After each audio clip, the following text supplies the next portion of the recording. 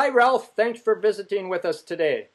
Phil, thanks for having me. It's great to be with you. Oh, you bet. Allow me to introduce you. It's a long introduction, so please be patient.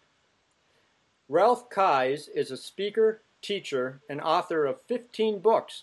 His bestseller is Their Life After High School, was made into a Broadway musical that is still produced in this country and abroad.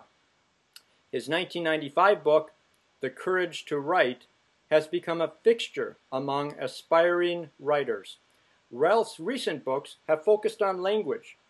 Nice Guys finished 7th, and The Quote Verifier explore the origins of quotations, with an emphasis on correcting misconceptions about who said what. I Love It When You Talk Retro is about retroterms, words and phrases that are rooted in our past. Ralph, I'd like to start with your book, The Quote Verifier. I just finished it recently. I loved it. I use a lot of quotes in my writing, and it's often maddening trying to determine the correct attribution for a quote. How did you come to write this book? Well, Phil, first of all, let me say you're that rare person who really makes an effort not only to use quotes, but to make sure the quotes you use are accurate. And I, for one, really appreciate that. Thank you. So how did I get to come to write The Quote Verifier? Well, I've been noticing, for the last 2-3 decades, how often I would come across a reference to something that we all know was said in some way or was said by a certain person, except that turns out to be wrong. Some of our most famous quotations, give me liberty or give me death, or nice guys finish last, or winning isn't everything, it's the only thing, turn out to be misquotations. I found this out just by seeing references in letters to the editor or news articles, hearing somebody mention it on the radio. Winning isn't everything. I saw a letter to the editor of the New York Times where somebody said, actually, Vince Lombardi did not originate that quotation. So who did? Well, it took me a long time and a trip out to Hollywood to look through a screenplay in which that quotation showed up in the mouth of an actor in 1953. And I called the screenwriter, and he referred me to Red Sanders, the coach of UCLA in the early 50s, who it turned out was the person who originated winning isn't everything, it's the only thing. Now, we remember Vince Lombardi a lot better than we remember Red Sanders, so it illustrates one of the themes I tried to emphasize in the Quote Verifier and in the book Nice Guys Finish 7th, which is that famous quotes need famous mouths. And so when we have a famous quote like winning isn't everything, we want it to have been said by somebody we've all heard of and who hasn't heard of Vince Lombardi. So we put it in his mouth, except incorrectly. Well, that's a lot of detective work. How did you come to be at Warner Brothers Studios in Hollywood? Well, this, of course, was pre-internet. Today, I just go in and try to find the screenplay for this movie called Trouble Along the Way, and probably be able to find it. But back in the day, this was in the early 1990s. I actually had to travel to the National Archives, to the Library of Congress, to the New York Public Library, where, incidentally, after going through hours and hours of microfilms of old newspapers, I found a news column from 1946 in which Leo DeRocher is quoted as having said, not nice guys finish last, but having waved his hand over at the dugout of the New York Giants when he was managing the Brooklyn Dodgers. And Leo DeRocher said to this news reporter, the nice guys are all over there. They'll finish in 7th place.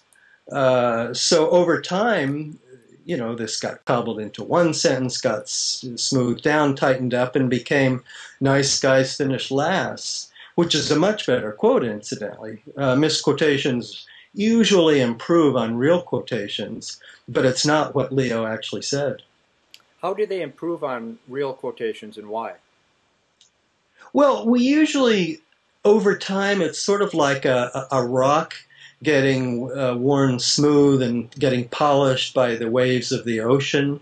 Over time, we take things that were actually said and we smooth them up, we tighten them up, we make them a little more like what we need to have been said. For example, William Tecumseh Sherman is famous for having said war is hell.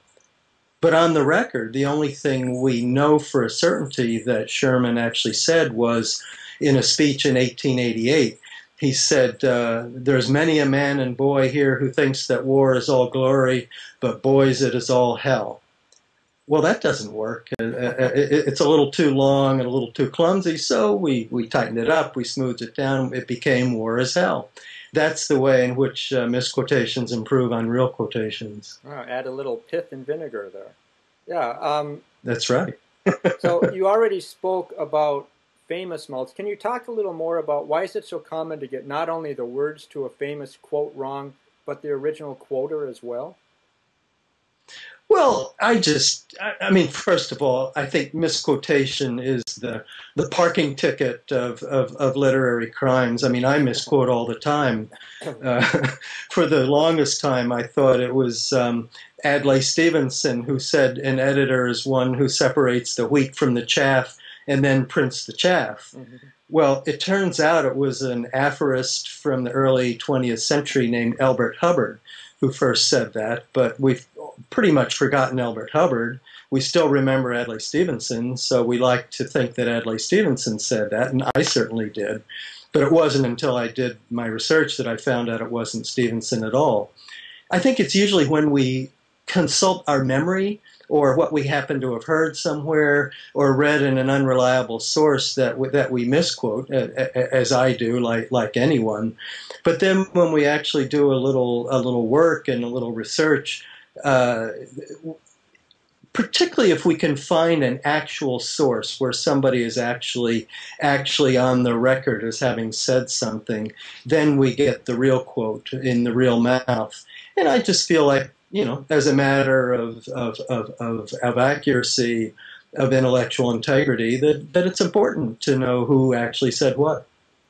Wasn't Hubbard one of many aphorists who claim to have originated a lot of quotes, but really they're just taking them from others?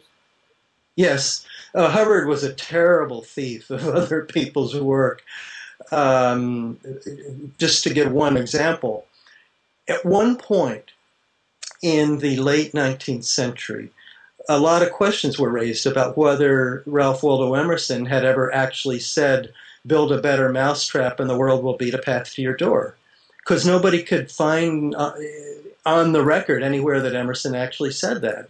So Hubbard leaped into the breach and said, oh, well, it was me that actually said that, and put it in a magazine he edited, and went around claiming that he was the actual originator of the better mousetrap quotation. Well, then a woman turned up who had actually recorded a quotation very close to the mousetrap one by Emerson that she heard him say in a lecture, so it actually got put back in the correct mouth, which was Ralph Waldo Emerson's, not Albert Hubbard's. Did you have as much fun researching the quote verifier as I had reading it? I loved quote. It's such a wonderful detective game. Mm-hmm. I mean, my wife Muriel and I would often spend hour after hour in the evening flipping through these old dusty books or magazines, just, you know, trying to find who actually said what. And when we would find it, you know, back before you could do keyword searches through Amazon or Google Books, you had to just flip page after page. And my wife in particular got very good at spotting, you know, the exact phrase or the exact sentence that we were looking for in the middle of a book without any guidance whatsoever. I remember, for example, in a lot of quotation books, including, incidentally, the Oxford Dictionary of Quotations, Lionel Trilling was attributed with having said, immature artists borrow, mature artists steal. Mm-hmm. Well, there's no evidence that Lionel Trilling ever actually said that, and it actually comes from an essay by T.S. Eliot. But why do so many people attribute it to Lionel Trilling? Well, some of them would say Esquire magazine and